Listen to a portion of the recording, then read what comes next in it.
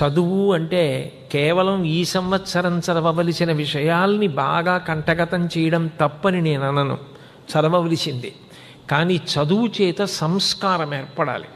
చదువుకున్నవాడికి చదువుకోని వాడికి తేడా ఎక్కడుంటుంది అంటే, చదువు లేని వ్యక్తి ఒక చిన్న కష్టం వచ్చేటప్పటికి విచలితుడైపోతాడు, బెంగ పెట్టేసుకుంటాడు.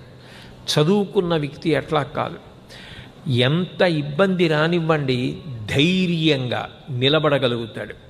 అట్లా నిలబడగలగడానికి కారణం ఆయన వివేచనాశక్తి, ఆయన ఆలోచన చేత అట్లా నిలబడగలుగుతాడు.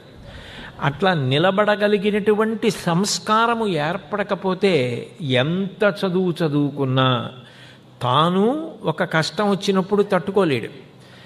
కష్టం వచ్చిన వాడికి ఆదరవుగా సహకారంగా నిలబడలేడు. అట్లా నిలబడగలగాలి అంటే ఆ సంస్కారము ఏర్పడినప్పుడే సమాజమునకు హితము చేయగలిగిన వాడిగా ఉంటాడు. సమాజమును బాగా అర్థం చేసుకుని అందరిలో ఇమడగలిగినటువంటి లక్షణం చదువుకున్న వాడికి మాత్రమే ఏర్పడుతుంది. ఎందుకని అంటే చదువు ఎప్పుడూ కూడా మనకు ఒక విషయాన్ని నేర్పుతుంది.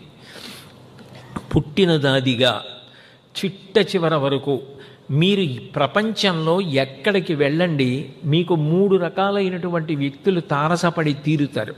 ఒకటి, మీకన్నా అధికులు ఉంటారు, మీకన్నా అధికులు ఉండరు. మీకే అన్ని విషయాలు తెలుసు అనుకుంటే పొరపాటు. మనకన్నా చదువుకున్న వాళ్ళు, మనకన్నా అనుభవజ్ఞులు, మనకన్నా తెలుసున్నవారు ఎప్పుడూ ఉంటారు. అట్లాంటి వారు తారసపడ్డారనుకోండి, వారిని చూసి అసూయ పడకూడదు. వాళ్ళు ఇంత గొప్పగా ఉన్నారు, వాళ్ళకి ఇన్ని విషయాలు వచ్చు, నాకు ఈ విషయాలు తెలియవు అని ఎప్పుడూ అసూయ పడకూడదు. నేను ఈ విషయాలు తెలుసుకోవడానికి ఇంత కష్టపడితే వారికి అన్ని విషయాలు తెలిసాయంటే వారు ఇంకెంత కష్టపడ్డారు, ఎంత కష్టపడితే వారు అన్ని విషయాలు తెలుసుకోగలిగారు అని గౌరవించగలిగినటువంటి లక్షణము ఏర్పడాలి. చదువు సంస్కారమునిస్తుంది అన్న మాటకి గుర్తు ఏమిటంటే, విద్యా దదాతి వినయం. విద్యావంతుడు కాయలు బాగా కాసిన చెట్టు ఎట్లా ఉంటుందో అట్లా ఉంటాడు. ఎందుకు అట్లా ఉంటాడు అంటే, ఎప్పుడూ కూడా నాకన్నా తెలుసున్నవారు, నాకన్నా అనుభవజ్ఞులు, నాకన్నా పెద్దలు ఎందరో ఉన్నారని నమ్ముతాడు. నేను మీకు ఒక ఉదాహరణ చెప్పాలంటే, నా గురించి మీ చైర్మన్ గారు పరిచయ ప్రసంగంలో అంత గొప్పగా చెప్పారు. కానీ మీరు ఒకటి ఆలోచించండి, ఇన్ని వేల మంది పిల్లల్ని చదువు నేర్పి సంస్కారవంతులుగా తయారు చేసి క్రమశిక్షణ నేర్పి కొన్ని వేల మంది వైద్యులు ఈ సంస్థల్లో తయారయ్యారు అంటే, ఇంతమంది వైద్యులు రావడానికి, ఇంతమంది ఇంజనీర్లు రావడానికి, ఇంతమంది పిల్లలు ఈ పరిసర ప్రాంతాల నుండి చదువుకోవడానికి ఇన్ని చేసిన వ్యక్తి నాకన్నా చాలా గొప్పవారు. ఎందుకనంటే నేను మాటలు మాత్రమే చెప్తున్నాను. నేను ఇంత గొప్ప వ్యవస్థ చేయలేదు, నేను ఇంత గొప్పగా ఎవ్వరికీ ఉపకారం చేసింది లేదు. కానీ ఇంతమంది చదువుకోవడానికి వ్యవస్థ చేసినటువంటి వ్యక్తి నాకన్నా చాలా చాలా గొప్పవారు. కానీ ఆయన నేనెంతటి వాణ్ణి ఆయన ముందు అన్నట్టుగా ఉన్నారు. ఆయన అన్నారు కదా అని నిజంగా నేను గొప్పవాణ్ణని అనుకోకూడదు. నాకన్నా గొప్పవారు తప్పకుండా ఉంటారు అన్న భావన మీకు రూఢమైతే మీరు వినయంగా కాకుండా అహంకారంగా ఉండడం సాధ్యం కాదు. మీరు గర్వంగా ఎందుకు ఉండలేరు అంటే దానికి ఒక్కటే కారణం, నా అంతవాణ్ణి అంటే గర్వం, నేనెంతటి వాణ్ణి అంటే వినయం. నేనెంతటి వాడిని అన్న భావన జీర్ణము కావాలి. అది ఎప్పుడూ నా యందు అంతర్లీనముగా ఉండాలి. నా అంతవాణ్ణి నేను ఇంత గొప్పవాణ్ణి అన్న భావన ఎప్పుడూ ఉండకూడదు. నేనెంతటి వాణ్ణి, ఎంతమంది మహానుభావులు ఉన్నారు, ఎంతంత గొప్ప గొప్ప పనులు చేశారు, వాళ్ళతో పోలిస్తే నేనెంత, నా బ్రతుకెంత, నీ సాధించిందెంత, నీ చదివిందెంత అన్న భావన ఉంటే ఇంకా ఇంకా వృద్ధిలోకి వస్తాడు. మీకన్నా అధికులు కనపడినప్పుడు మీరు గౌరవించగలగాలి. మీతో సమానులుండి తీరుతారు.